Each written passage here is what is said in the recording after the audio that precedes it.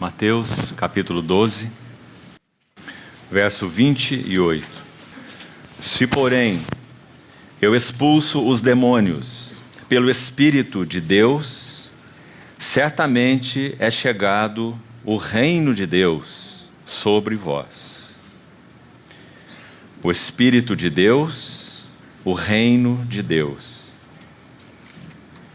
Vamos ainda ao Evangelho de Lucas, capítulo 12, verso 32. Não temais, ó pequenino rebanho, porque vosso Pai se agradou em dar-vos o seu reino. Ainda um verso em Romanos, capítulo 14. Romanos 14, verso 17. Porque o reino de Deus não é comida nem bebida, mas justiça e paz e alegria no Espírito Santo. Vamos mais uma vez notar aqui o reino de Deus no Espírito Santo. Vamos orar. Querido Pai, somos mais uma vez tão gratos por podermos, convocados por Ti mesmo, responder a essa convocação para estarmos assentados aos pés de Teu Filho.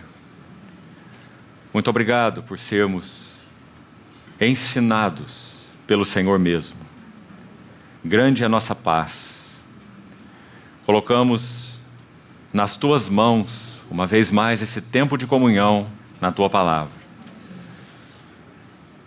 E encarecidamente Te pedimos a iluminação do Teu bendito Espírito Santo, para que nos dê entendimento das Escrituras e possamos ouvir Tua própria voz nos nossos corações. Apacenta-nos, porque somos ovelhas do Teu pastoreio. Oramos no nome do precioso Filho do Senhor Jesus. Amém. Irmãos, já temos enfatizado até aqui que assim como com relação ao Rei, ao nosso Senhor Jesus, assim com relação ao Seu reino, o reino de nosso Senhor Jesus é um reino que era, desde a eternidade, no princípio era o Verbo estava com Deus e o Verbo era Deus. O reino de Deus é desde a eternidade, porque de eternidade a eternidade Ele é Deus. O reino de Deus é um reino que é, porque o Senhor Jesus é aquele que é, que era e que há de vir. O reino de Deus é porque o Espírito Santo foi enviado do céu. O reino de Deus é porque o Espírito Santo foi enviado do céu. Então acabamos de ler Romanos 14, 17, que diz que o reino de Deus não é comida nem bebida, mas justiça, paz e alegria no Espírito Santo. A partir do dia em que o Espírito Santo veio fazer morada na igreja, então a igreja recebeu a realidade do reino dos céus. E nós somos filhos do reino e cidadãos do reino. Nosso Senhor, ainda no capítulo 1 de Atos, que já lemos, não precisamos voltar a ele nesse momento, é dito que Nosso Senhor apareceu 40 dias após a sua ressurreição, tendo comunhão com os seus das coisas concernentes ao reino de Deus. Atos capítulo 1, versos 4 a 6.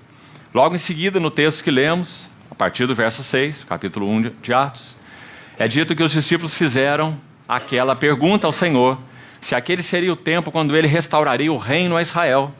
Porque conhecedores que eram das Escrituras dos profetas, eles sabiam que o reino de Deus foi predito e foi pré-anunciado a sua vinda, quando então, de um futuro em que o Messias mesmo traria esse reino à luz. Então, com cetro de ferro regeria as nações. Isso estava profetizado desde o Velho Testamento.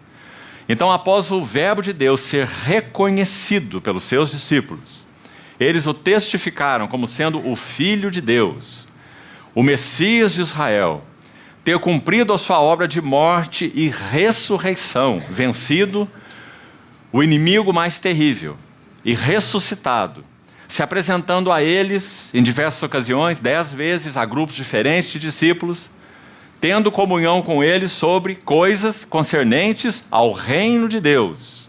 Então, essa era uma pergunta lógica e natural. Senhor, será este o tempo em que restaures o reino a Israel? Nosso Senhor então responde a eles: não vos compete conhecer tempos ou épocas que o Pai reservou para a sua exclusiva autoridade. Mas, e esse mas é muito enfático, porque o Senhor não mudou de assunto.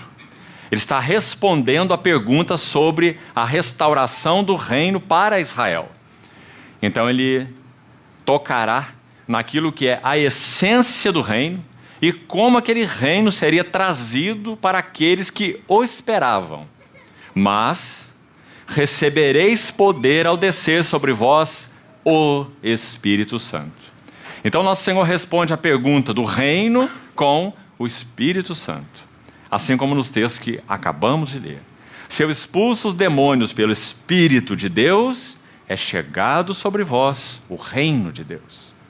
Não temais, ó pequenino rebanho, porque ao Pai agradou dar-vos o seu reino.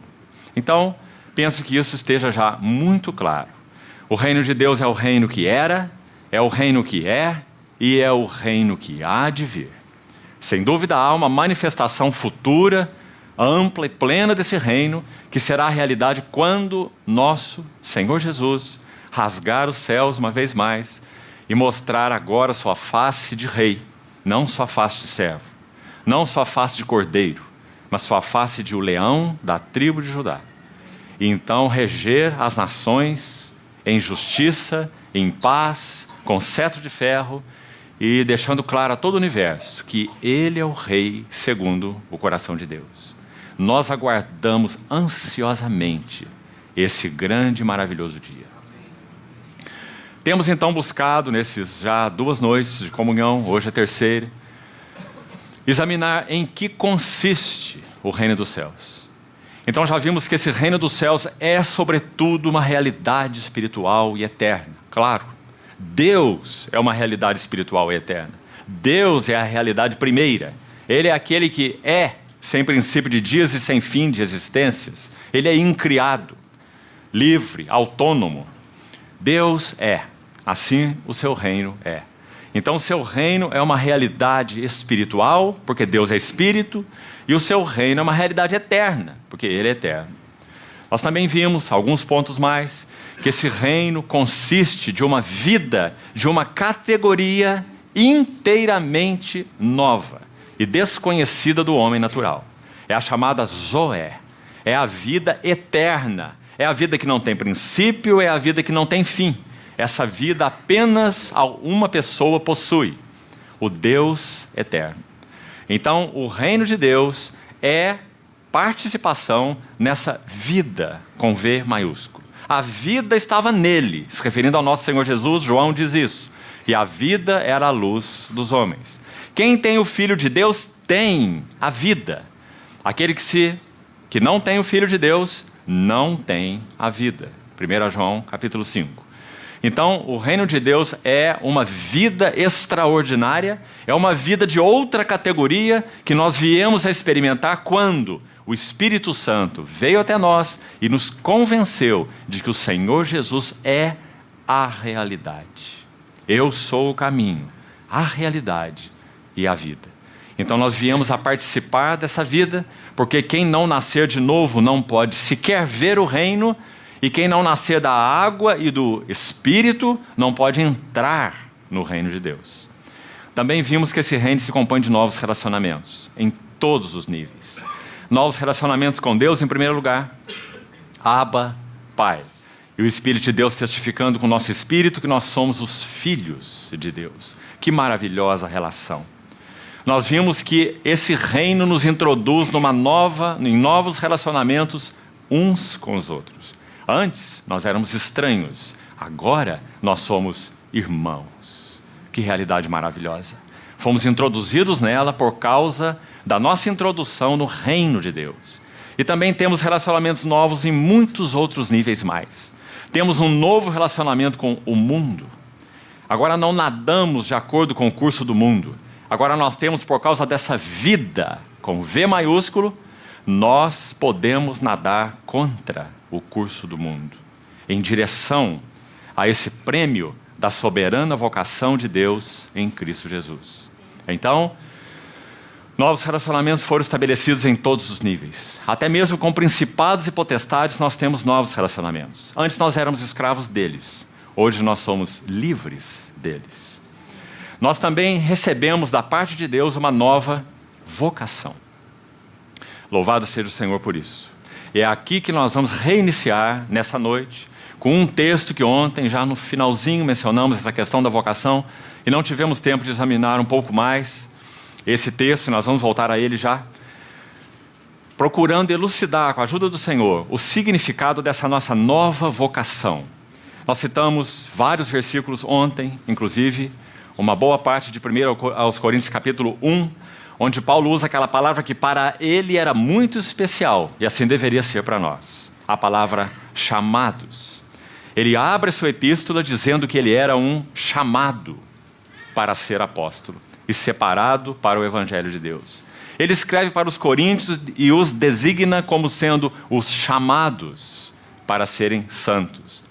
Ele nos diz que todos nós fomos chamados pelo fiel Deus para a comunhão do seu Filho, Jesus Cristo, o nosso Senhor. Fiel é Deus, pelo qual fostes chamados à comunhão de seu Filho, Jesus Cristo. Ele diz que a palavra da cruz, embora seja um escândalo para os judeus e uma loucura para os gentios, para nós que fomos chamados, ela é o poder de Deus. E finalmente no capítulo 1 ainda, de 1 aos Coríntios, verso 26, um lindo versículo, ele diz: irmãos, reparai na vossa vocação. O reino de Deus, sim, é uma nova vocação. Nós fomos vocacionados por causa da palavra do chamado, proferida pelos lábios do nosso Senhor e ouvida pela graça de Deus pelos nossos corações. Então reparai na vossa vocação. É a mesma palavra para chamamento.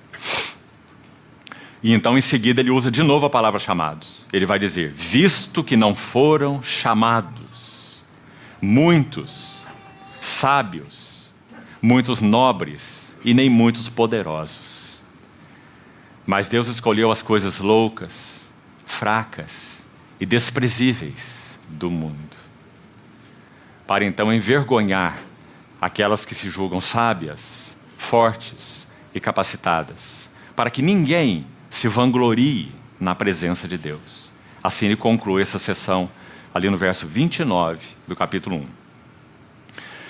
Nós também citamos alguns versículos, mesmo que rapidamente, onde Paulo usa essa palavra vocação, de modo também único. Aos Efésios, capítulo 4, verso 1, ele diz que ele, o prisioneiro no Senhor, roga aos seus leitores que andem de modo digno, compatível, idôneo, com essa grande vocação que receberam da parte do Senhor. Eu vos rogo, andeis de modo que seja harmônico, coerente, consistente com a vocação a que fostes, mais uma vez, chamados. Ah, irmão, como essa palavra é doce, porque nós reconhecemos que nenhum de nós amanheceu um dia em que levantou o seu dedo e disse: eu quero me matricular na escola de Cristo, porque nós éramos inimigos dele. Mas pela graça de Deus e pela ação do Espírito Santo, ele nos capacitou para ouvirmos um chamado, o chamado de nosso Salvador. E esse chamado nos introduziu em uma categoria de relacionamentos e de realidade espiritual absolutamente distinta de tudo o que nós conhecíamos antes. Então, todas as nossas relações, elas gravitam em torno desse chamamento. Nós não criamos filhos para o mundo, por exemplo, e nem para nós. Nós não consideramos o nosso casamento como sendo nosso. Nós não vivemos para a família, nós vivemos para Deus. e tudo aquilo que nos circunda deve gravitar no mesmo eixo. Louvado seja o Senhor. É isso que dá razão e sentido à nossa vida conjugal, à nossa paternidade e à nossa maternidade, à nossa vida como irmãos e até mesmo à nossa vida na sociedade. Nós somos um povo que gravita em torno de um único e exclusivo centro. Aliás, Paulo usa essa palavra escrevendo a Tito, Tito capítulo 2, verso 14, se você conferir lá. Paulo vai dizer que Deus chamou um povo para ser exclusivamente seu, zeloso e de boas obras. E se você examinar na língua original essa palavra exclusivamente, você vai ver que ela é uma composição de duas palavras. E ela significa girar em torno de si. Girar em torno de algo. Esse si é Deus. Deus chamou um povo para girar em torno de si. Si, Deus. Girar em torno dele. Exclusivamente seu. Zeloso de boas obras. Pedro também usa uma expressão semelhante na sua epístola. Quando ele diz que nós somos chamados das trevas para a sua maravilhosa luz, nós que não éramos povo, mas agora somos povo de Deus, que não tínhamos alcançado misericórdia, mas agora alcançamos misericórdia. Quem são estes? São aqueles que são raça eleita, um sacerdócio real, uma nação separada e um povo de propriedade exclusiva de Deus. Que privilégio, irmãos. Essa é a nossa vocação.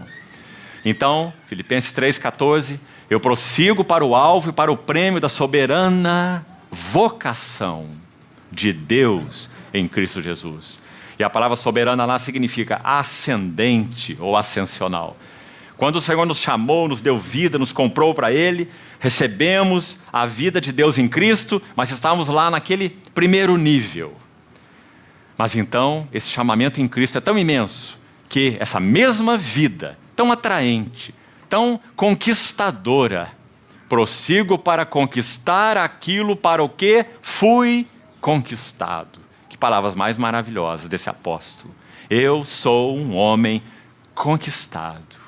Não tenho lugar para outros amores, já tenho o meu amor. Prossigo para o alvo, para o prêmio da soberana vocação de Deus em Cristo Jesus. Ascensional vocação de Deus.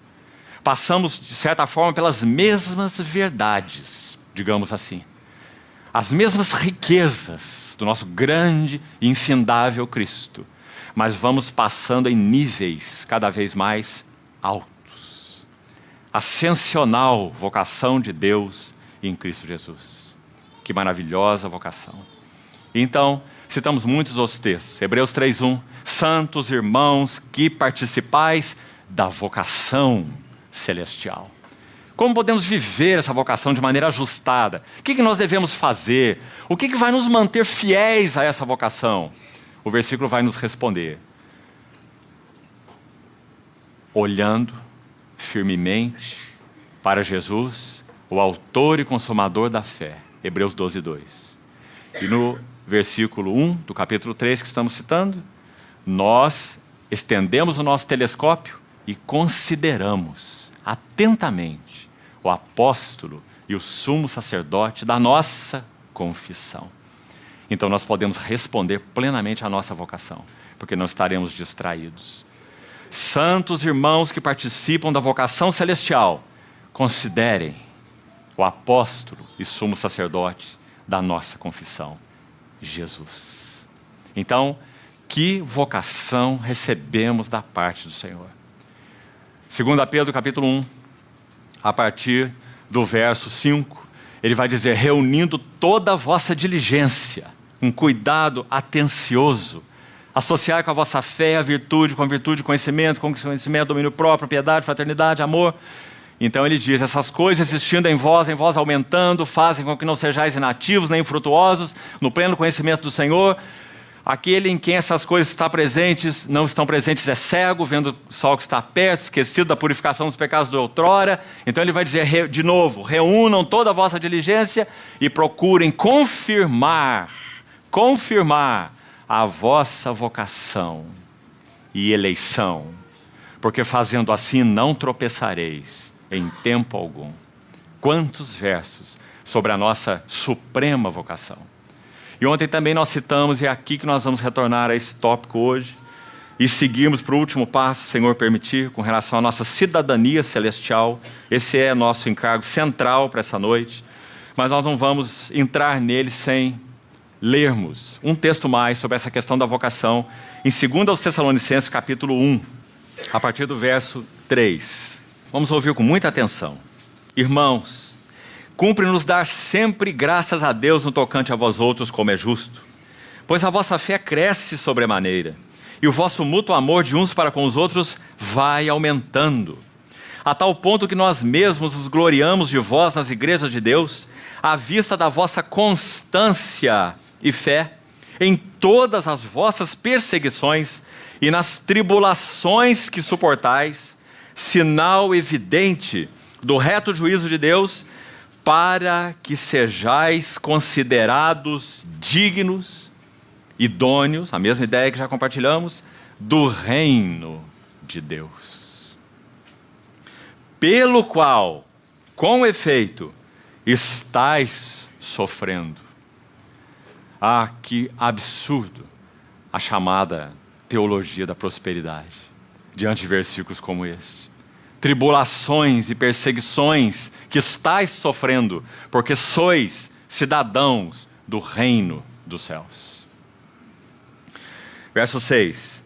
Se de fato é justo para com Deus, que Ele dê em paga tribulação aos que vos atribulam, e a vós outros que sois atribulados, alívio juntamente conosco, quando, não hoje, não agora, quando do céu se manifestar o Senhor Jesus com os anjos do seu poder, em chama de fogo, tomando vingança contra os que não conhecem a Deus e contra os que não obedecem ao Evangelho de nosso Senhor Jesus. E agora escute esses versos finais. Estes sofrerão penalidade de eterna destruição, banidos da face do Senhor. A palavra para face aqui, prosopon no grego, fala de uma presença, fala de uma pessoa, claro. Uma face designa uma pessoa, uma face designa uma presença. Qual é o cerne da reprovação e da condenação de Deus para aqueles que não receberam o Evangelho? Ela não poderia ser mais terrível. Banidos da face do Senhor. Qual é a recompensa daqueles que pertencem ao Senhor? Assim como Ele é, o veremos, face a face. Oh, irmãos, que privilégio maravilhoso, o nosso. Banidos da face do Senhor e da glória do seu poder. Agora ainda escute.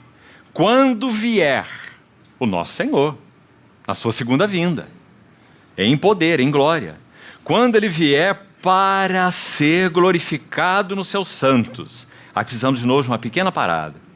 Só há 2 vezes em todo o Novo Testamento em que a palavra traduzida aqui para ser glorificado aparece em todo o Novo Testamento. Ela está uma vez no verso 10 e outra vez no verso 12 e em nenhum outro lugar mais em todo o Novo Testamento. Ela significa adornar com glória. E eu queria usar essa tradução e nós vemos o versículo com essa tradução, porque esse é o sentido dessa palavra. Então esse versículo está dizendo, quando vier o nosso Senhor Jesus para ser adornado com glória nos seus santos. Não é maravilhoso? Os irmãos estão vendo onde está o clímax da nossa vocação? Onde ela vai se consumar? O que Paulo chamou de soberana vocação de Deus em Cristo Jesus? Não tenha dúvida, ele a está descrevendo nessas palavras. Ele está dizendo que nós fomos chamados para conhecê-lo, e conhecê-lo, e conhecê-lo, e conhecê-lo. Ascensional vocação de Deus em Cristo Jesus. Até onde? Até quando? Qual será o clímax? Quando vier, para ser adornado com glória nos seus santos. Ah, irmãos, breve chegará o dia em que a igreja será colocada na vitrine de observação cósmica. Quando anjos e demônios olharão para ela e verão quem é o Senhor Jesus Cristo. Em primeiro lugar, Ele próprio olhará para ela e poderá dizer o que ele espera há 2000 anos. Esta, afinal, é osso de meus ossos, é carne de minha carne. Quando isso acontecer, a igreja terá sido colocada nessa vitrine de observação universal, porque o Senhor terá completado o seu trabalho. Nas palavras de Efésios, pela igreja, a multiforme sabedoria de Deus será conhecida de principados e potestades nos lugares celestiais. Não é maravilhoso? Nas palavras do mesmo Paulo aos Tessalonicenses, ele vem para ser adornado de glória nos seus santos. Que maravilha! Ele é a cabeça, nós somos o corpo. O que pertence a ele, pertence a nós. Ele escreve ainda aos Tessalonicenses, logo aí à frente, no verso 13 do capítulo 2. 13 e 14. Veja o final do verso 14. Ele nos chamou mediante o nosso, vos chamou mediante o nosso evangelho. Para que Deus nos chamou? Qual é o clímax da nossa vocação? Alcançar a glória. Que glória? Alcançar uma glória? Alcançar um pouco de glória? Alcançar uma parte de glória? Não. Alcançar a glória de nosso Senhor Jesus Cristo. Aí mesmo, 2 Tessalonicenses, capítulo 2, verso 14. Confira aí. Fomos chamados para alcançar a glória de nosso Senhor Jesus Cristo. Irmãos, como é a glória de nosso Senhor Jesus Cristo? Ele é o resplendor da glória e a expressão exata do seu ser. Significa que nós partilharemos com Ele de tudo o que Ele é em termos de glória. Daquilo que então, obviamente, Ele pode partilhar conosco sendo Deus. Então, voltemos ao versículo 10, onde estávamos, do capítulo 1, aí de 2 Tessalonicenses.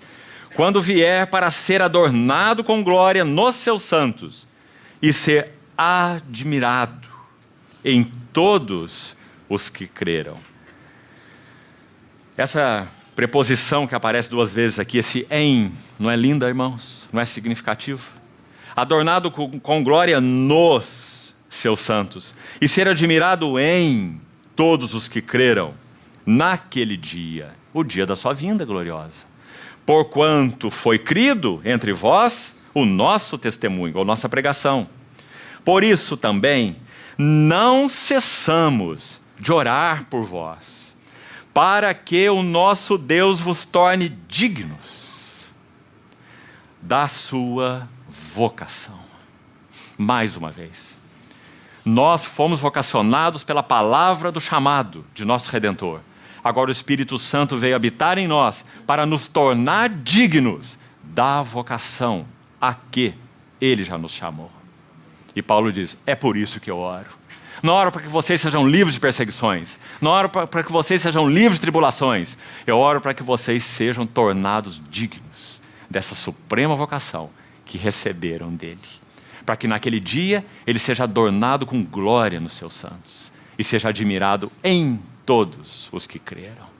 Ah, irmãos, como nós poderíamos anelar um outro dia mais do que esse? A cada dia que passa, o nosso coração, ao final do dia, deveria fazer para o Senhor aquela pergunta que tantos santos do passado fizeram. Senhor, tardarás ainda mais? Senhor, tardarás ainda mais? Vazios são meus dias, pois aqui não estás. Senhor, te peço, não demores a voltar. Bendito seja nosso Senhor. Versículo 12 ainda continua assim. Versículo 11 ainda não concluímos. Dignos da sua vocação e cumpra. Porque Paulo orava para que Deus cumprisse. Intercessor, como já falamos. Para que Deus mesmo cumprisse com poder todo o propósito de bondade. A palavra aqui é beneplácito. A palavra aqui é o bom prazer de Deus. Paulo está dizendo, eu oro, eu me ponho na brecha entre Deus e vocês, como um intercessor. Eu gerei vocês em Cristo. Os Tessalonicenses nasceram através da pregação de Paulo. Então ele diz, eu me coloco nessa brecha e oro por vocês e não cesso de orar por vós, para que esse Deus que vos vocacionou vos torne dignos da sua vocação. e cumpra com poder o seu bom prazer, cumpra o seu beneplácito, cumpra o seu propósito de bondade e obra de fé em vocês, a fim de que, verso 12, o nome do nosso Senhor Jesus Cristo seja, e aqui está de novo a palavra, adornar com glória. Só aparece essas duas vezes em todo o Novo Testamento. Muito especial essa palavra, como Paulo então a usa aqui. A fim de que o nome do nosso Senhor Jesus seja adornado com glória em vós, e vós nele, segundo a graça do nosso Deus e do Senhor Jesus Cristo. Então aqui nós concluímos esse passo. O reino dos céus consiste em uma nova vocação. E que vocação! Essa é a nossa sublime e superior vocação. Em torno dela, todas as coisas têm que gravitar, pelo simples fato de todas elas, juntas, serem menores do que essa vocação. E só encontrarem razão e sentido se responderem a esta vocação. Do contrário, nada significa nada. Nosso casamento não é nada se não responde a essa vocação. Nada. Nossa família é nada se não tem respondido a essa vocação. Falhamos como pais, falhamos como mães, se não conseguimos de algum modo influenciar os nossos filhos para a soberana vocação de Deus em Cristo Jesus. Ah, irmãos, infelizmente, sim, nós temos vivido dias de um cristianismo muito mundanizado. Nós pensamos em que nossos filhos sejam os melhores profissionais, os mais bem-sucedidos, preparados para essa selva de competição, fazendo todos os cursos, de todas as maneiras possíveis, né? Para que então possam ser os mais preparados. Nada de errado nisso em si mesmo. Mas, se cada um desse ato não for regido pela nossa vocação e pelo nosso supremo chamamento, que laços eles podem significar em nossas vidas. Tem significado na vida de muitos santos. E os tem levado a perder o rumo do chamamento do Senhor. Então que o Senhor nos ajude nessa questão de nossa vocação. Vamos dar mais um passo, o último nesse sentido em que temos abordado até aqui o reino de Deus. O reino de Deus consiste em uma nova cidadania e um novo pertencimento. Filipenses capítulo 3, versos 20 e 21, dizem assim: pois a nossa pátria, Filipenses 3, 20, a nossa pátria, e a palavra para pátria aí é cidadania, pois a nossa cidadania, a nossa cidade de origem, está nos céus, de onde também aguardamos o Salvador, o nosso Senhor Jesus Cristo. Por que nós o aguardamos? Porque Ele transformará o nosso corpo de humilhação. Ah, esse corpo que muitas vezes de tantas maneiras nós valorizamos tanto. Corremos até o mesmo risco de viver para Ele. Paulo orientou os coríntios nesse sentido e foram com palavras dramáticas. Porque eles tinham recebido já influências fortes de um gnosticismo incipiente, já que o gnosticismo como doutrina estabelecida, ele só aconteceu no segundo século. Mas seus germens já estavam lá no primeiro século. Inclusive João já o denuncia nos seus escritos do final do primeiro século. E Paulo também, quando escreve aos Coríntios, ele diz assim: comamos e bebamos, que amanhã morreremos. Citando frase gnóstica. Comamos e bebamos, que amanhã morreremos. Ele contrasta isso com a nossa esperança em Cristo, que não se limita apenas a esta vida, pois senão seríamos os mais infelizes de todos os homens. E eles também diziam: o estômago é para os alimentos, e os alimentos são para o estômago. E Paulo dizia: mas Deus destruirá, no sentido de que essa realidade é passageira, é temporária. Deus destruirá tanto estes como aquele, claro. Na nossa relação futura com o Senhor, não teremos nem alimentos e nem estômago. Deus destruirá tanto estes como aquele. Porém, o corpo não é para impureza, mas o corpo é para o Senhor, e o Senhor é para o corpo. 1 Coríntios, capítulo 6. Que ensino maravilhoso. Então, Ele transformará nosso corpo de humilhação para ser igual ao corpo da sua glória. Não é um verso maravilhoso, irmão? Filipenses 3, 21. Transformará nosso corpo de humilhação para ser igual ao corpo da sua glória. Nunca poderíamos vê-lo em uma condição diferente. Nunca o suportaríamos. Nós temos que ter nosso corpo tornado igual ao corpo dele, sem essa limitação, sem essa pequenez, para que nós possamos ver a sua glória, contemplá-la crescentemente por toda a eternidade, graças a Deus. Se há algo que não haverá quando estivermos na presença do Senhor por toda a eternidade, é monotonia. Nós teremos sempre um dia novo, porque a face do Senhor é de uma glória inesgotável. Hoje já a estamos contemplando, como por espelho, obscuramente. Mas quando vier o que é perfeito, então o que é em parte será aniquilado. Hoje profetizamos em parte, hoje conhecemos em parte. Mas louvado seja o Senhor.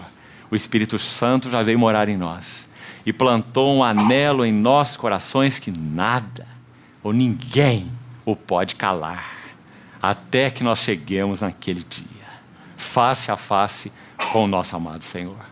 Então é nisso que Paulo está regozijando.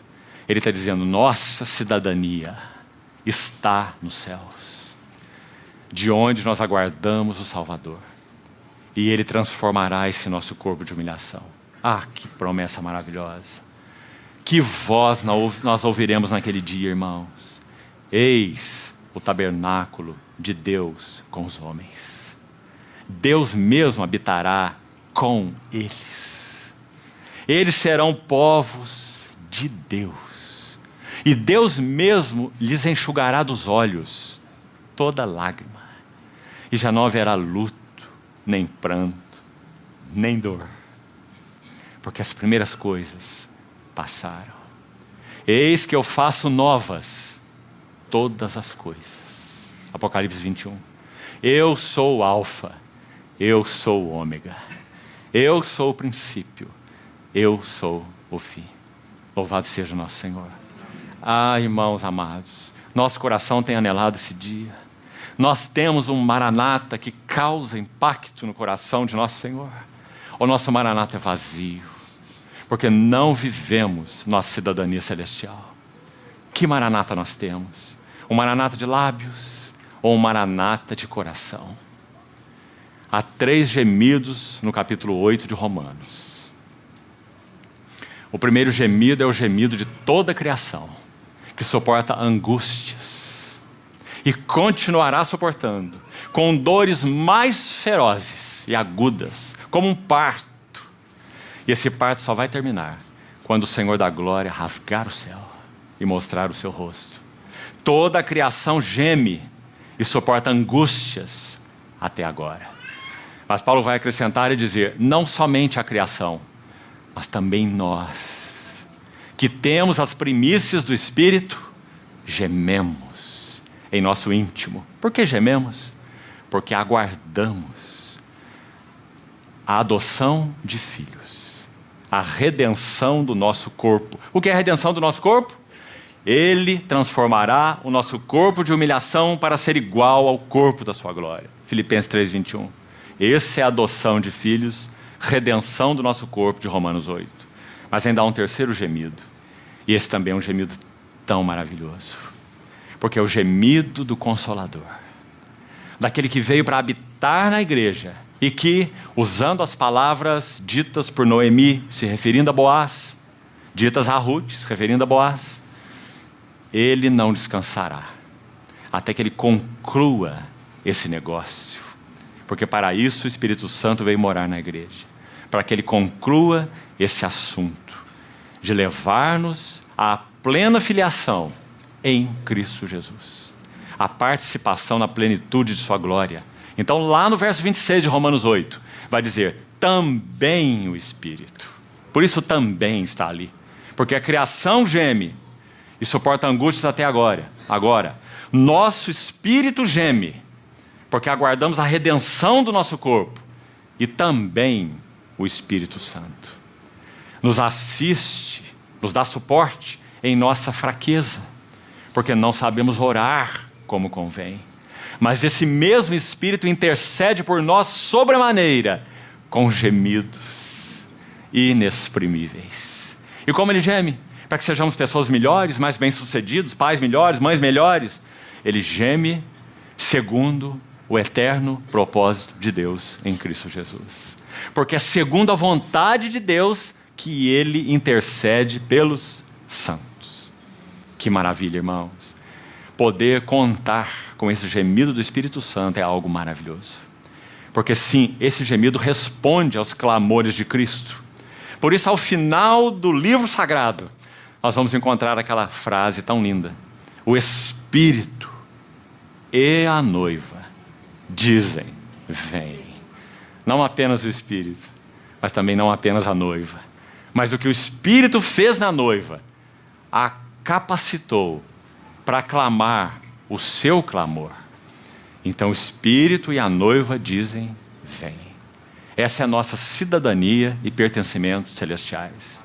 Vamos avançar um pouco mais nesse tema. Hebreus capítulo 11. Irmão, irmã, o texto que vamos ler, Hebreus 11, de 13 a 16, abra por favor sua Bíblia. Ele é um resumo da fé, ou da vida da fé, e da filosofia de vida, vamos usar essa expressão, de todos os santos do Velho Testamento. Então é um texto muito importante e lindo, o que nós vamos ler agora, versículo por versículo, de 13 a 16.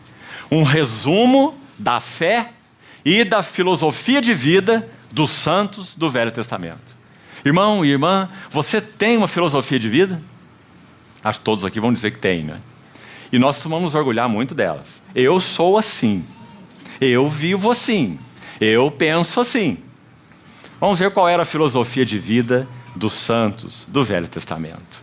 E qual que foi a avaliação de Deus sobre a filosofia de vida que eles tiveram. Vamos ler. Hebreus 11. Não se esqueça, nosso tópico é cidadania celestial. Cidadania e pertencimentos celestiais. Então escute isso. Todos estes morreram na fé. Hebreus 11, 13. Todos estes morreram na fé, sem ter obtido as promessas. Por quê? Porque elas seriam obtidas, elas seriam consumadas naquele que é a promessa. Paulo escreveu aos Coríntios assim: todas quantas são as promessas, plural, de Deus, tantas tem nele o sim e o amém. Ou seja, todas as promessas de Deus para os santos do Velho Testamento só poderiam ter cumprimento, claro, em Cristo Jesus. Deus proveu coisa superior a nosso respeito, para que eles, os santos do Velho Testamento, sem nós, não fossem aperfeiçoados. Então, morreram na fé sem ter obtido as promessas. Agora, saboreie essas palavras. Vendo-as, porém, de longe e saudando-as e confessando que eram estrangeiros e peregrinos sobre a terra. Não é maravilhoso, irmão? Essa é uma declaração de cidadania. Eles não viram 1/100º do que nós hoje vemos, porque eles viveram antes da encarnação do Verbo de Deus. Eles viveram antes do anúncio do Evangelho pleno. Eles viveram antes de terem 27 livros no Novo Testamento, falando sobre a glória da pessoa e obra do Redentor. Nada disso eles possuíram. Receberam as promessas, ou morreram na fé, sem ter obtido as promessas, mas vendo-as. Ontem nós nos lembramos de João capítulo 8, quando nosso Senhor Jesus disse: Abraão viu o meu dia. Viu e alegrou-se. Que maravilha. Em particular, quando Abraão sobe a Moriá, e seu filho já estava amarrado naquele lenho para ser sacrificado. E então um substituto é provido. Aquele carneiro que foi visto, preso pelos chifres num arbusto, que ocupa o lugar de seu filho Isaque. Abraão viu o meu dia. O mediador, o redentor, o substituto. Ele viu e alegrou-se. E confessavam que eram estrangeiros e peregrinos sobre a terra. Observa a palavra saudando-as. Não preciso dizer o que ela significa, né? Só a nossa língua portuguesa possui a palavra saudade. Que não é apenas I miss you. Você está me faltando. Que pobreza, né? Mas é mais. Saudade fala de um anelo, um anseio, uma ardência no coração, um desejo de estar junto daquele que nos está faltando. Não apenas que ele está faltando, mas que nós também estamos faltando, porque ele nos está faltando. Saudade. Então é dito que eles saudavam essas promessas. Eles a anelavam, porque nisto estava o seu coração. Vendo-as de longe, saudando-as e confessando que eram estrangeiros e peregrinos sobre a terra. Sabe qual é a maneira de vivermos como estrangeiros e peregrinos sobre a terra? Vendo-as. Sem visão espiritual, sem visão da glória de Cristo, nossos olhos serão ofuscados pelo brilho do mundo. Vendo-as, saudando-as e confessando que eram estrangeiros e peregrinos. Porque os que falam desse modo manifestam estar procurando uma pátria. Escute bem, irmão. Essa palavra manifestam fala de uma declaração enfática. Essa palavra procurando fala de um desejo ardente. Vamos ler o versículo com essas expressões? Então escute ele de novo. Qual era a vida da fé e a filosofia de vida desses santos? Segundo o verso 14. Eles falavam desse modo, os que falam desse modo, declaram enfaticamente que estão desejando ardentemente uma pátria. Você viu que é um testemunho inequívoco? A vida deles não era de dubiedade, a vida deles não deixava dúvida. Eles manifestam, eles declaram enfaticamente que eles estão anelando ardentemente, procurando, é a palavra usada aí. Não é apenas um procurar ocasional, é um anelar ardentemente uma pátria. Por quê? A nossa pátria está nos céus, nossa cidadania. E assim esses santos viveram antes de Cristo. Que vidas maravilhosas, irmãos, considerando a pouca revelação que eles tinham no que concerne, então, à plenitude de Cristo. Verso 15. E se, na verdade, se lembrassem daquela de onde saíram, teriam oportunidade de voltar. Sabe, a que personagem me lembro quando leio esse versículo? Ele está aí atrás. Vários já foram citados até esse ponto de Hebreus 11. Enoque. Enoque já foi citado no versículo 5. Se, na verdade, se lembrassem daquela de onde saíram, aquela pátria de onde saíram, aquela pátria terrena, Abraão saiu de Ur, teriam oportunidade de voltar. Que lindo verso. À medida em que eles andaram com Deus, porque se há uma marca que caracteriza esses santos do Velho Testamento que amaram o Senhor, é o andar. Enoque andava com Deus. Noé andava com Deus. Andar com Deus era a marca dos santos do Velho Testamento. Abraão foi chamado amigo de Deus, Deus em cuja presença eu ando. Se na verdade se lembrassem daquela de onde saíram, teriam oportunidade de voltar. Irmãos, parece que realmente Enoque foi andando com Deus de tal maneira, e andando com Deus de tal maneira, que num determinado momento, o Senhor teve que dizer a ele: Enoque, você já está tão longe de tua pátria e tão perto da minha. Dê um passo mais e fique comigo de uma vez por todas. Enoque foi trasladado para não ver a morte. Andou com Deus por 300 anos. Então esse versículo é tão verdadeiro a respeito dele e também de outros santos. Ele não se lembrava mais de onde ele saiu. Se ele se lembrasse, ele teria a oportunidade de voltar. Mas, veja o verso 16, agora aspiram a uma pátria. Mais uma vez, a palavra pátria. Pátria superior, isto é, celestial. E agora nós temos aqui um lindo encerramento. Uma coroa no que nós já lemos até aqui. Escute bem.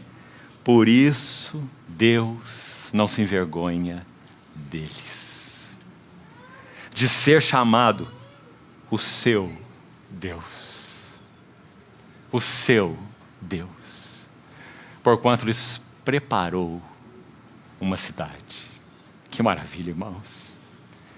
Esses homens foram de tal forma capturados, de tal forma absorvidos por aquilo que eles viram da glória de Deus, mesmo que tão parcialmente, que o seu coração estava completamente conquistado.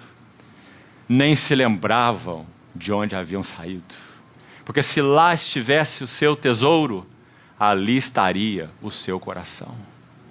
Mas agora aspiravam uma pátria superior. E quanto a Deus, como Deus os avalia? Deus não se envergonha deles. Queridos irmãos, nunca nós seremos desprezados por Deus como seus filhos. Filiação foi algo que nós recebemos de graça pela obra do nosso Senhor Jesus na cruz. Mas a questão envolvida aqui não é a nossa filiação. A questão envolvida aqui é a nossa jornada. Sim, nós como pais podemos ter filhos desagradáveis. Nem por isso deixarão de ser os nossos filhos, ainda amados por nós. Mas nós não poderemos dizer: este é um filho amado e nele eu tenho contentamento e prazer, se assim for o caso. Mas quanto a esses santos descritos aqui, essa é a avaliação de Deus. Não apenas pertenciam a Deus, nós também pertencemos, mas Deus não se envergonhava deles, de ser chamado seu Deus. Irmãos, há algo em nossas vidas da qual Deus tem se envergonhado? Há algo em nossas vidas, mesmo sendo filhos, que não compactua com aquilo que Deus é?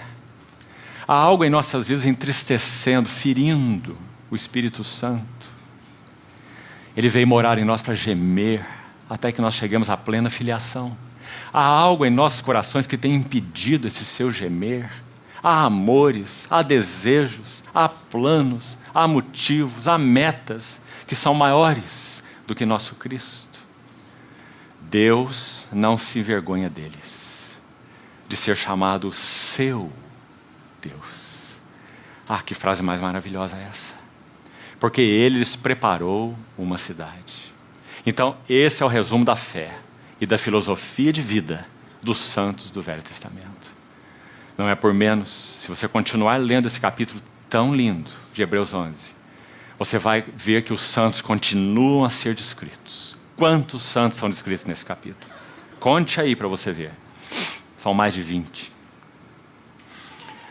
E então há uma expressão mais à frente desse capítulo que vai dizer que destes homens, o mundo não era digno. Que o Senhor nos conceda a honra de recebermos sobre nós essa inscrição. Homens dos quais o mundo não é digno.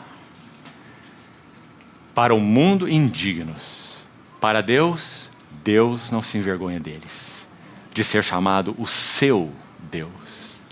Então, irmãos, que o Espírito Santo encontre lugar nessa iminência da vinda gloriosa do nosso Senhor Jesus. Ele encontre lugar em nossos corações, o Espírito, para completar aquilo para o que Ele foi enviado. Irmãos, Ele é totalmente suficiente.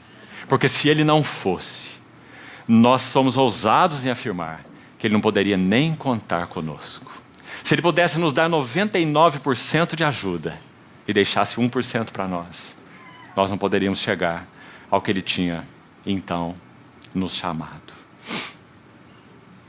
Mas Ele é aquele que veio para realizar 100% da obra de Deus em nós. Mas de uma maneira tão misteriosa, mesmo incompreensível para os nossos corações. Ele fará essa obra pela qual Ele é 100% responsável, não a deixará pela metade, mas de alguma forma tão inexplicável para todos nós, Ele não fará sem nós. Ele fará cativando nossos corações. Ele fará produzindo um sim em nossos corações. Assim Ele o fará, não sem nós, conosco, movendo nossos desejos, atraindo-nos, conquistando-nos. Ah, que Senhor nós temos. Ele já poderia ter abandonado esse projeto há muito tempo, mas Ele não o tem feito e não o fará. Eu sou o Alfa, eu sou o Ômega, eu sou o princípio, eu sou o fim. Louvado seja o Senhor. Então aí está o resumo da vida de fé desses santos. Cidadania celestial. Não perca isso de vista. O reino dos céus consiste em uma cidadania celestial. Vamos a 2 textos mais, que acho que podem nos ajudar muito ainda nesse aspecto. João capítulo 17. Aqui está o nosso Senhor Jesus, orando. Alguém já disse, e concordamos plenamente,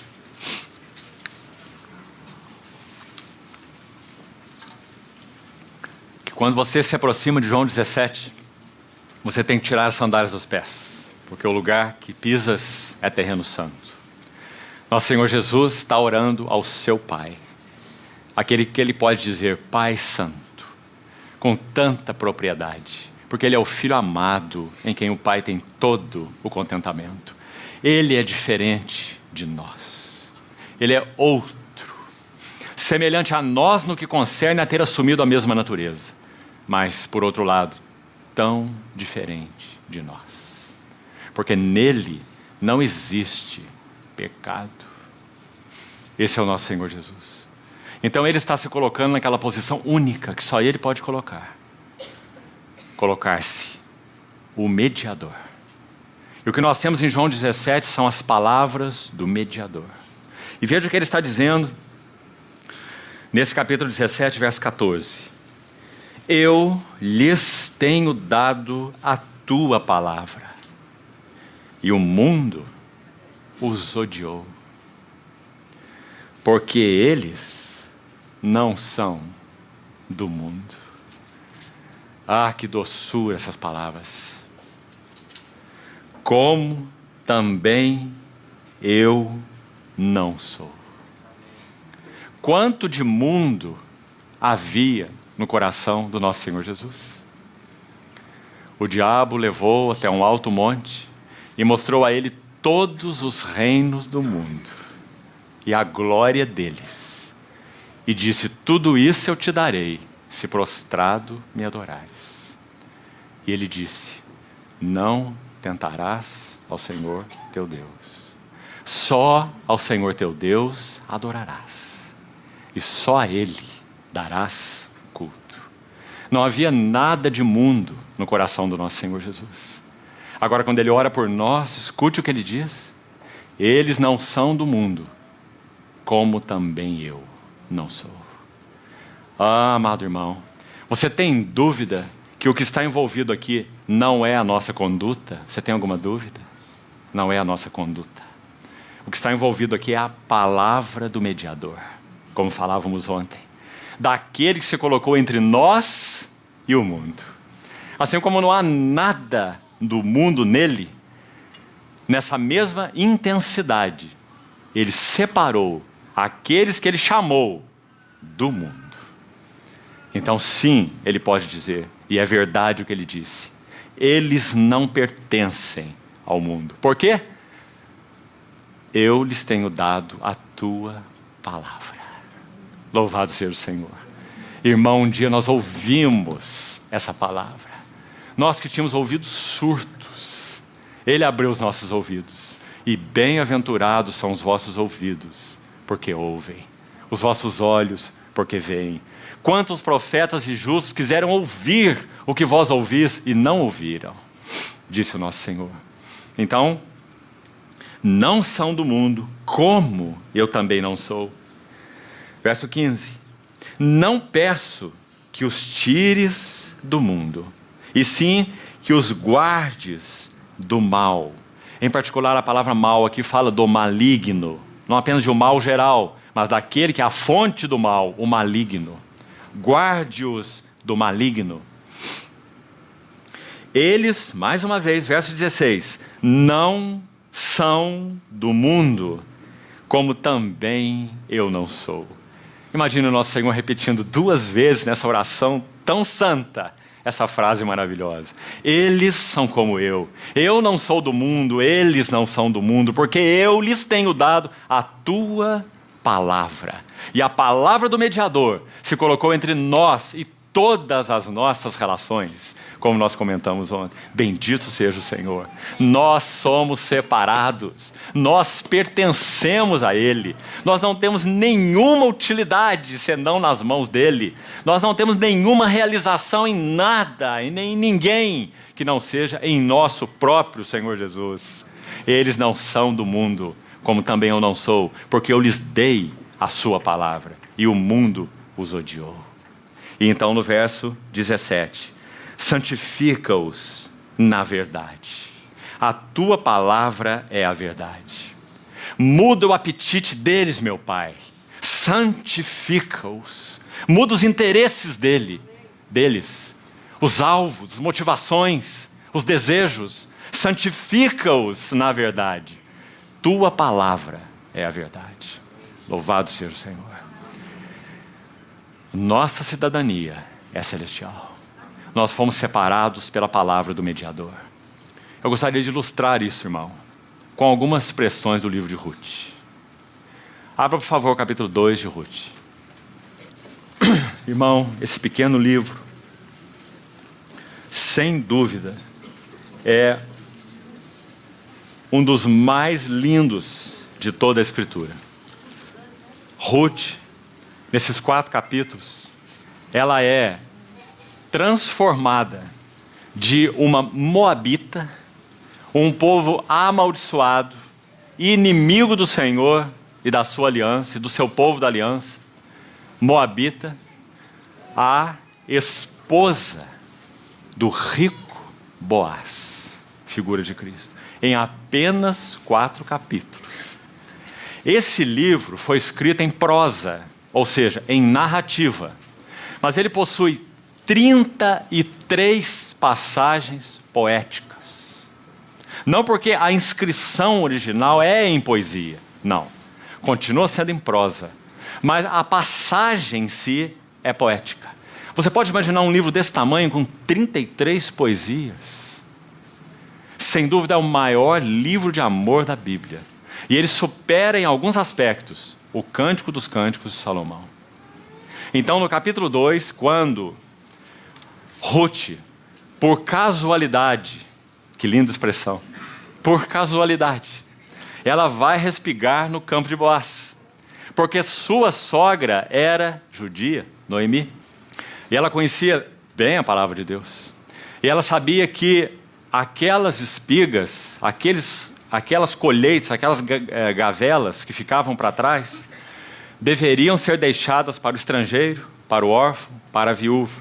E ali estavam 2 viúvas desgraçadas, tanto Noemi quanto Ruth. Então, no capítulo 2, ela entra, por casualidade, no campo de Boaz e começa a respigar. Num determinado momento, Boaz mesmo vai ao campo, vai ver o que estava acontecendo lá. E ele vê aquela mocinha, Ruth, que havia trabalhado a manhã toda e estava descansando, tendo trabalhado a manhã toda, descansou um pouquinho ali na choça, como é dito no texto, e continuava fazendo o seu trabalho, de respigar. 3 coisas são ditas aqui. Nosso foco não é estudar o livro, mas precisamos resistir à tentação. 3 coisas maravilhosas nesse versículo, que nos tocam profundamente com relação à nossa cidadania. Primeira coisa, Boaz, quando encontra Ruth, aqui está o primeiro encontro, no capítulo 2, versículo 8, primeira vez, Boaz diz a Ruth, Ruth 2, 8, ouve, filha minha, não vás colher a outro campo. Na linguagem do Novo Testamento, 1 João 2, 15 a 17, não ameis o mundo, nem as coisas que no mundo há. Agora Ruth havia encontrado um campo tão rico, tão abundante. Ela é que deveria pedir a Boaz, meu senhor, permita-me colher no teu campo. Mas o que acontece é ao contrário. É o rico Boaz, aquele que não precisa de nada, muito menos de uma viúva, pobre, estrangeira, moabita, no seu campo. Mas é ele quem diz a ela, ouve, filha minha, não vás colher a outro campo. Porque fomos nós que fomos chamados por ele. Ele é que nos escolheu a nós, e não nós a ele. Não vás colher a outro campo. Não ameis o mundo, mas não só isso. Na sequência do versículo ele diz a ela, nem tampouco passes daqui, porém, aqui ficarás com as minhas servas. O que isso tem a ver com a nossa cidadania celestial? Em primeiro lugar, nós fomos trazidos para uma relação de união com Cristo. Ele é o nosso rico Boaz. Não temos nada em outros campos. O que ouvimos de nosso Boaz é não vás colher a outro campo. Segundo, aqui ficarás com as minhas servas. Ficarás é uma das palavras importantes no livro de Ruth. Ela é traduzida de mais uma maneira aqui no português. No original é a mesma palavra, para apegar-se. A primeira vez que esse apegar-se aparece é quando Ruth se apega à sua sogra Noemi, no capítulo 1, que tipifica a vontade de Deus. Ruth somente encontrou Boaz porque ela se apegou a Noemi. E Noemi tipifica a vontade de Deus. Então aqui ficarás com as minhas servas. O que isso significa? Se nossa pátria está nos céus, se nós temos uma cidadania celestial, nós só temos comunhão genuína e verdadeira e só podemos compartilhar com os cidadãos celestiais. Então aqui ficarás com as minhas servas. Na linguagem do Novo Testamento, junto com todos os santos. Podereis compreender qual a altura e a profundidade, o comprimento e a largura, e conhecer o amor de Cristo que excede todo o entendimento.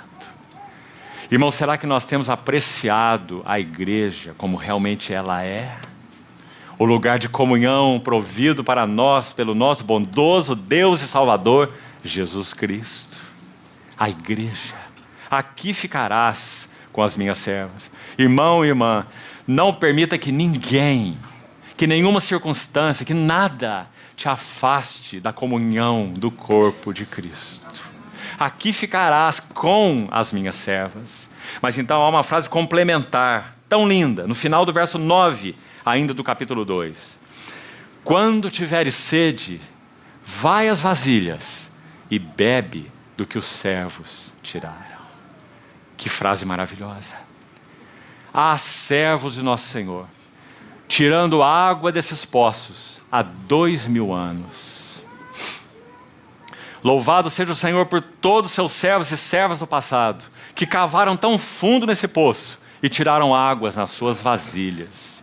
E também louvado seja o Senhor pelos seus servos que vivem e que também têm cavado esses poços e tirado água nas suas vasilhas.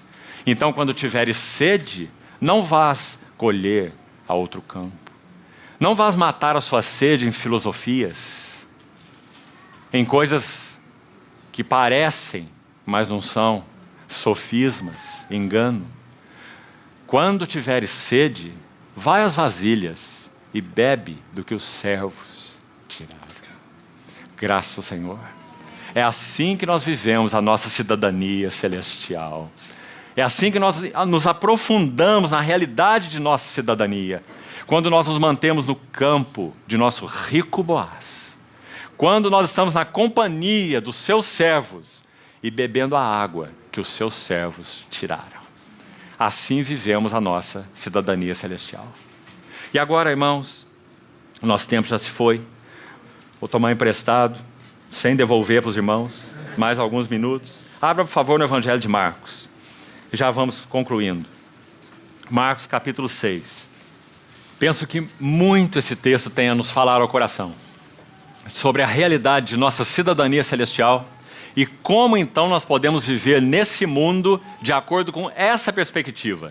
De que nós somos cidadãos do céu e que a nossa pátria está nos céus. E que nós respigamos no campo de nosso Boaz e permanecemos juntos com seus servos e tiramos a água dos poços que os servos cavaram. Marcos capítulo 6, primeiro um rápido panorama para os irmãos entenderem um pouco desse capítulo. Olhe para o verso 30 até o verso 44. Uma passagem extremamente conhecida, a multiplicação dos pães. Essa passagem tem a ver com a cruz. Por que sabemos? Porque segundo João, aqui você não vai encontrar em Marcos, vai encontrar em João, quando nosso Senhor termina de multiplicar o pão, Ele vai falar que Ele é o pão da vida. Ele vai falar que quem comer sua carne, beber o seu sangue, permanece nele e que tem vida eterna. Então, Ele vai dizer que o pão que Ele dará pela vida do mundo é a sua carne. Ou seja, o milagre da multiplicação dos pães tem nitidamente, obviamente, a ver com o trabalho do Senhor Jesus na cruz do Calvário. Ele se fez pão na obra da cruz. Ele é o pão da vida. Quem de mim se alimenta, por mim viverá. Eu sou o verdadeiro pão que desceu do céu. Vossos pais comeram maná e morreram. Muito claro. Então, a multiplicação dos pães tem a ver com a cruz. Quando o Senhor se fez alimento para nós por causa de sua morte na cruz do Calvário. A passagem que vamos enfatizar agora mesmo está nos versos 45 a 52, na sequência do texto. Marcos, capítulo 6. Quando a narrativa da multiplicação dos pães conclui, nós temos o verso 45. Logo a seguir, olhe com atenção, compeliu Jesus os seus discípulos a fazer algo que nós vamos ver. Então, imediatamente relacionada à passagem da multiplicação dos pães. Então, multiplicação dos pães, a cruz, o trabalho do Senhor na cruz. Ele é o pão da vida. A passagem que nós vamos examinar agora, a igreja. A cruz primeiro, depois a igreja. A era em que nós vivemos, a era da igreja, o Espírito Santo veio habitar na igreja, nos trazer o reino dos céus, a era da igreja. Versículo 53, só para visualizarmos o texto primeiro, até o final, até o 56. Veja, já na outra banda, chegaram à terra de Genezaré, onde aportaram, saindo eles do barco, logo o povo reconheceu Jesus, percorreu aquela região, traziam leitos de enfermos, e ele os curou, verso 56, ele permitia que eles tocassem nas orlas da sua veste, quantos a tocavam eram curados. Texto que nos dá um antegozo na vida e ministério do Senhor Jesus, um antegozo daquilo que será o reino vindouro. Então o que nós estamos tendo na sequência aí? A cruz, e o Senhor disponibilizado a nós como o pão da vida, a igreja, os discípulos atravessando o mar, já vamos ler essa passagem, essa é a era da igreja, e finalmente o reino que virá, o reino vindouro. Quando as orlas das vestes de nosso Senhor serão tocadas por todos aqueles sobre os quais Ele reinará. Então aí está a cruz, a igreja e o reino. Agora vamos nos deter nessa passagem ligada à igreja então, essa travessia do Mar da Galileia. E escute bem o quanto ela é maravilhosa, encorajadora, e como ela vai nos ajudar e nos ensinar como nós vivemos neste mundo sendo cidadãos celestiais. Então escute. Logo a seguir, compeliu. Marcos, pelo Espírito Santo, escolheu essa palavra muito bem. Porque essa palavra não é apenas uma sugestão. O Senhor nem mesmo disse assim, agora é hora de passarmos para o outro lado do mar. Agora é tempo de fazer isso. Não. A palavra aqui significa empurrar à força. Compreendeu? O Senhor compeliu e forçou os seus discípulos a fazer alguma coisa. Ele iria determinadamente ensinar uma lição. Era isso que estava no seu coração. Então ele os compeliu, não sugeriu. E nem fez simplesmente um outro movimento. Ele compeliu seus discípulos a embarcar, como se ele colocasse ali todos os seus pintinhos para dentro do barco, seus discípulos, não é? Embarcar e passar para o outro lado, a Betsaida, enquanto ele despedia a multidão. Infelizmente não temos tempo para tantos detalhes não. Mas se você ver de onde eles saíram e para onde o Senhor os mandou, é muito interessante. Porque segundo Lucas 9, a multiplicação dos pães ocorreu próximo a Betsaida. Então eles foram de uma Betsaida para outra Betsaida. Uma Betsaida, se você olhar o mapa, visualizar o mapa da terra, Israel, você vai ver que a primeira Betsaida estava a nordeste do Mar da Galileia. Então, digamos, o Mar da Galileia aqui nessa posição e a primeira Betsaida aqui, nordeste. A outra Betsaida estava a sudoeste do Mar da Galileia, uma diagonal. Interessante. Por que será que o Senhor mandou seus discípulos atravessarem o mar na diagonal? Há um caminho mais próximo, mais curto. E eles foram de Betsaida do outro lado do Jordão para Betsaida do lado de cá do Jordão. Betsaida significa casa de peixes. Então, verso 46. E tendo-os despedido, subiu ao monte para orar. Ah, que figura mais linda. Veja, os discípulos estão a caminho, compelidos, forçados, empurrados pelo Senhor para dentro daquele barco. Ele quer lhes falar algo, ele quer lhes ensinar algo, então ele compele os discípulos para dentro do barco, eles vão para o mar e ele vai para o monte. Acho que não precisamos explicar isso, né? O grande sumo sacerdote que penetrou os céus. Ele vive para interceder por nós. Então lá estava ele no alto do monte e os seus discípulos começando a jornada no mar, de Betsaida para Betsaida. Veja o que aconteceu. Verso 48. E vendo-os em dificuldade a remar. Irmãos, ali estão os filhos do reino, naquele barquinho, em dificuldade a remar. Querido irmão e irmã, quanto mais o dia do Senhor se aproximar, os testes aumentarão em severidade. Os romanos dividiam as vigílias em 4 e os judeus em 3. Então as vigílias da noite eram divididas entre 6 horas da manhã, da noite e 6 horas da manhã. 12 horas em 4 vigílias. E os judeus dividiam em 3. 3 vigílias de 4 horas e os romanos 4 vigílias de 3 horas. Então é dito aqui que ao cair da tarde, verso 47, nós pulamos esse verso. Ao cair da tarde, estava o barco no meio do mar e ele sozinho em terra. Você vê que a figura do verso 46, ela é repetida aqui? Ele despediu seus discípulos, verso 46, subiu ao monte para orar. E lá está o Senhor orando, e lá estão os discípulos no mar. E ao cair da tarde, estava o barco no meio do mar, e ele sozinho em terra. Mais uma vez a mesma posição. O mediador, o intercessor e os seus, os filhos do reino, combatendo aquela batalha no mar. Ao final da tarde, seguindo, verso 48, e vendo-os em dificuldade a remar. Como dissemos então, os testes se tornarão mais severos à medida em que a estrela da manhã, o dia, estiver prestes a raiar. Então é dito aqui no verso 48, que eles estavam nessa situação por volta da 4ª vigília da noite. Isso significa entre as 3 e as 6 da manhã. Se eles iniciaram essa remada no final da tarde, seguramente eles teriam que ter em torno de 10 horas, algo em torno de 10 horas, remando. Numa travessia que não duraria 3. Então eles estavam lá se debatendo, 4ª vigília, esgotados, cansados, e o nosso Senhor orando no monte e vendo-os, verso 48, em dificuldade a remar. Irmão,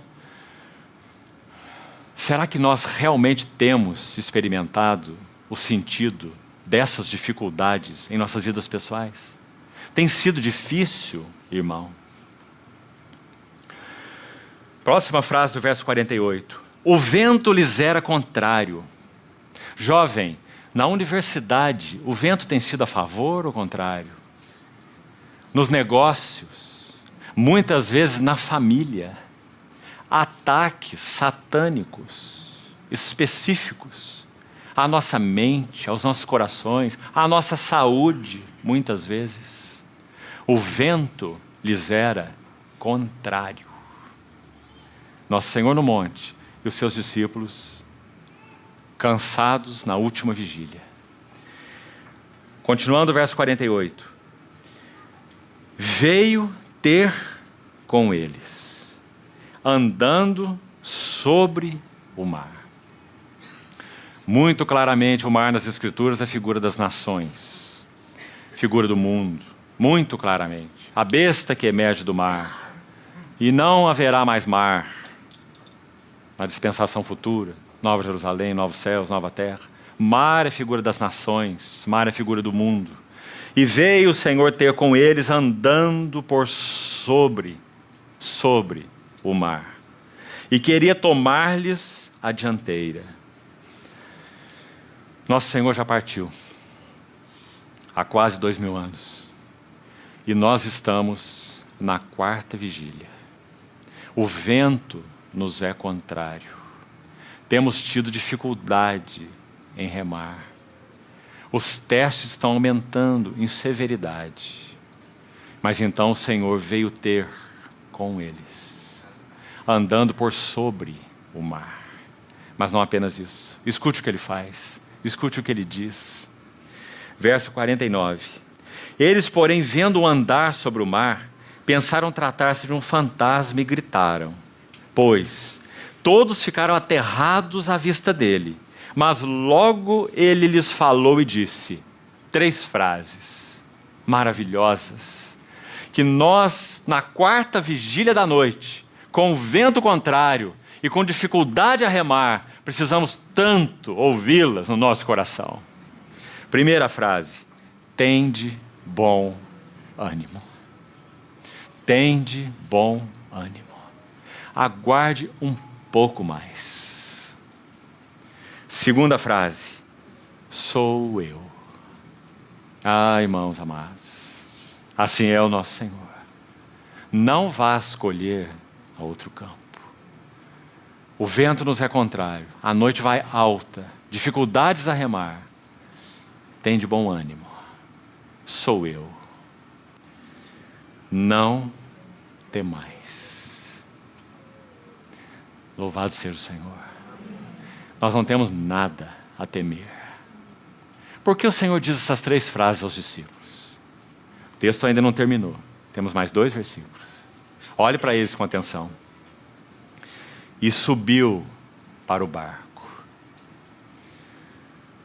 para estar com eles. Paulo diz que quando o nosso Senhor estiver concluindo na dispensação final da era da igreja, esse seu trabalho de preparar sua noiva, nós estaremos para sempre com o Senhor. No próprio Evangelho de Marcos, se você voltar uma folha, no capítulo 3 de Marcos, capítulo 3 de Marcos, no verso 13 e 14, é dito que Jesus sobe ao monte, chama, já enfatizamos tanto essa palavra, chamou os que ele mesmo quis, e vieram para junto dele. Então designou 12 para estarem com ele. Estarem com ele. Marcos 3,14. A expressão está repetida aqui em Marcos 6,51. E subiu para o barco para estar com eles. Para que o Senhor nos chamou? Para estar com ele. Quando ele se apresentou aos seus discípulos dessa forma tão pessoal e tão íntima, bom, antes disso, ele estava no monte a orar. temos um grande sumo sacerdote que penetrou os céus e conservamos firme a nossa confissão, porque não temos um sumo sacerdote que não possa se compadecer das nossas fraquezas.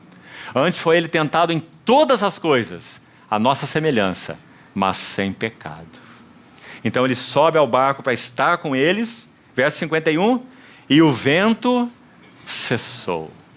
Aqui podemos dizer, está encerrado.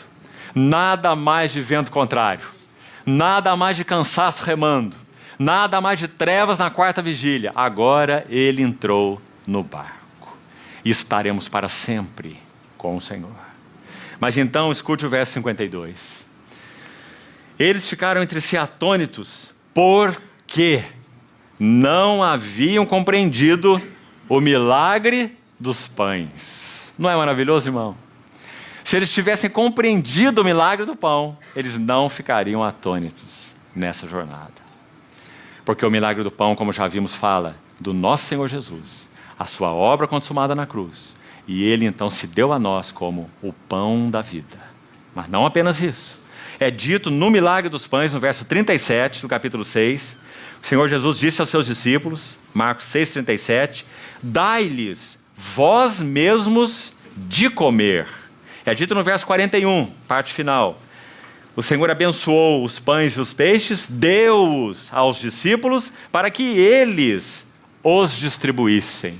Detalhe, não há nenhum outro milagre de nosso Senhor em que os discípulos tenham chamados para a participação. Apenas este milagre da multiplicação dos pães. O que isso quer dizer? Que nosso Senhor chamou seus discípulos não apenas como discípulos, Ele chamou seus discípulos como seus cooperadores. Então, se eles compreendessem que eles não eram apenas discípulos, mas eram cooperadores na missão do Mestre, então eles não poderiam temer aquela tempestade, aquele vento contrário, aquele esgotamento, a quarta vigília, porque eles não eram apenas seus discípulos, eles eram seus cooperadores. Eles seriam guardados por Ele, eles encerrariam a sua missão, porque eles são cooperadores dele. Então, irmãos, mesmo com a nossa hora já avançada, eu queria ler um pequeno texto para os irmãos, que eu acho que pode ser de muita ajuda para nós. E vamos concluir. Escute bem. Antes da vinda do Senhor, esse texto foi escrito há mais ou menos 60 anos atrás, por um autor desconhecido. Mas olha a percepção desse irmão. Antes da vinda do Senhor, haverá muito engano e muito erro.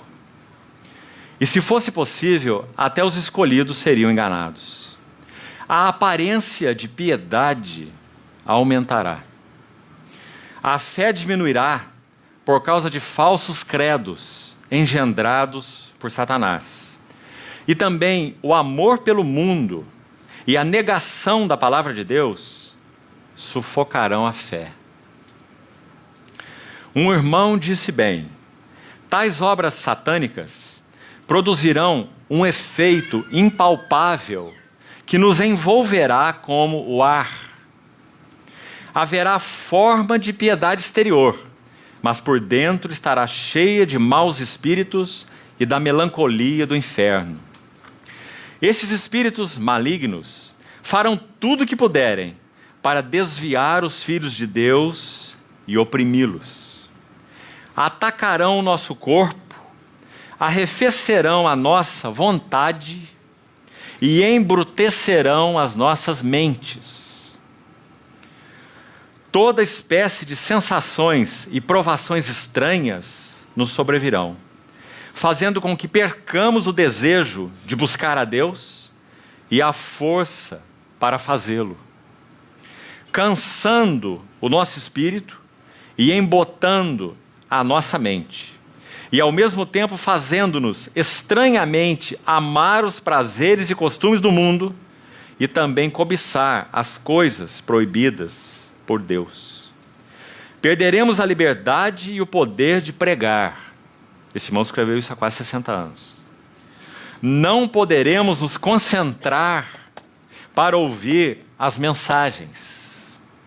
Daniel 7:25 diz que o anticristo, e obviamente o espírito, que se refere a esses dias finais, ele magoará os santos do Altíssimo. E aquela palavra magoar fala de um desgaste mental, uma aflição mental, embotando as mentes dos santos. Não poderemos nos concentrar para ouvir as mensagens e seremos incapazes de nos ajoelhar para orar dedicadamente por um período mais longo. Tais trevas e tal atmosfera deverão ser enfrentadas com resolução. Acharemos que é difícil servir a Deus e andar com Deus, e muito fácil viver de acordo com a carne. A atmosfera à nossa volta nos forçará a atrair a Deus e a desistir das nossas sinceras orações. A nossa sensibilidade espiritual será embotada, para que não vejamos as realidades celestiais ou a gloriosa presença de Deus. Então isso fará o nosso coração trocar o que é de Deus pelo que é do mundo. Já estamos sentindo o começo dessas influências. E lembre-se, isso foi escrito há 60 anos. Já estamos sentindo o começo dessas influências. A concupiscência do mundo tece uma extensa rede à volta dos cristãos, de muitas maneiras. Muitas coisas que em gerações passadas eram inimagináveis estão sendo hoje praticadas sem restrição. Muitos lugares de adoração, escute essa advertência, muitos lugares de adoração não só resistem à entrada de coisas espirituais, bloqueando reavivamentos, como também introduzem toda espécie de festejos e de coisas duvidosas. Oh, irmão, quão atual é isso? Naturalmente reconhecemos que ainda há muitos lugares abençoados por Deus, mas, examinando a situação da igreja no mundo como um todo, não deixa de ser um quadro digno de pena. Tendo visto essas coisas, não podemos deixar de clamar à igreja de Deus que se levante, que desperte, que retorne à comunhão com Deus e que agrade ao Senhor no tempo que ainda nos resta. Estejamos preparados para comparecer diante do tribunal de Cristo e apresentar ali o nosso caso. Agora, em função desse texto, escute esse outro pequenino. Diante desse quadro, fomos chamados para orar, para que o Senhor dê visão aos vasos do seu ministério nesses dias. Visão espiritual. Uma visão por meio da qual Ele trará o seu povo para dentro de uma renovada revelação de si mesmo. E então, Ele irá unir o seu povo, não como uma organização, nem como uma multidão de pessoas que aceitam uma certa interpretação particular da verdade, mas irá unir o seu povo por laços espirituais, porque eles quiseram ver o Senhor de uma forma nova. Não é uma linda frase, irmão? Eles quiseram ver o Senhor de uma forma nova. Então o Senhor irá uni-los por laços verdadeiramente espirituais. Ah, que bom! Podemos agradecer ao Senhor porque temos visto essas coisas acontecerem nos nossos dias. Por tantos lugares na nossa nação, podemos dizer de norte a sul, Deus me tem dado o privilégio de ver com os meus olhos. Louvado seja o Senhor. O que me parece, irmãos, se consigo fazer uma leitura adequada, é que o nosso Senhor Jesus, a partir do seu trono, hoje, Ele está fazendo o seu último movimento de amor em direção à sua igreja na terra. Seu último movimento. Arrebatando os seus santos para Ele mesmo. Arrebatando seus corações, para que então possa arrebatá-los para si mesmo. Então, esse irmão conclui assim: e tudo o que nós estamos pedindo é que haja entre nós um tal ministrar de Cristo, pela revelação do Espírito Santo, que tudo que não seja Cristo seja retirado. E o seu povo seja unido ao próprio Senhor. E, se eles estiverem assim unidos ao Senhor, então haverá unidade entre eles. E as divisões cessarão. Nós queremos ter divisão na vida da igreja? Tem um caminho fácil. Pregue sobre unidade. Nós queremos ter falência da vida da igreja? Pregue sobre a igreja. Quando nós pregamos Cristo, nós temos a igreja. Quando nós pregamos Cristo, nós temos unidade no meio do povo de Deus. Porque o Espírito Santo é quem nos leva aos pés de nosso adorável Senhor. E quando estamos unidos a Ele, não há como não estarmos unidos uns aos outros. Porque nossa motivação é uma só. Não estamos atrás de escolas de interpretações particulares da verdade. Nós queremos Cristo e somente Cristo. Então, queridos irmãos, sim, vai alta a noite e vem chegando o dia. Todos temos tido dificuldade para remar. O vento nos é contrário. Mas o nosso Senhor está pronto para subir ao barco e para estar conosco. Ele faz menção de passar adiante, como diz o texto. Como que dizendo, olha, me sigam, caminha por aqui. Já estamos chegando, vou levar vocês até a outra Betsaida. Mas ele não passa adiante. Ele entra no barco para estar com eles. Irmãos, concluindo aqui. A noite vai tão alta, mas o nosso coração tem um anelo tão grande. Sabemos que o noivo já colocou a mão na maçaneta da porta e o seu perfume se faz sentir pelas brechas. Fiquemos firmes até que Ele venha. Peçamos ao Senhor que vasculhe os nossos corações e que Ele retire os seus competidores de dentro de nós. Que Ele forge em nós o caráter de um cidadão celestial. Que o nosso linguajar mostre isso. Que os nossos relacionamentos mostrem isso. Que a maneira com que lidamos com bens, com negócio, com propriedade, com coisas, mostre isso. Que a nossa pátria está nos céus. E se lembrasse de onde saíram, teriam oportunidade de voltar. Mas agora aspiram a uma pátria superior. E Deus não se envergonha deles, de ser chamado seu Deus. Que o Senhor encontre essa posição em nossos corações.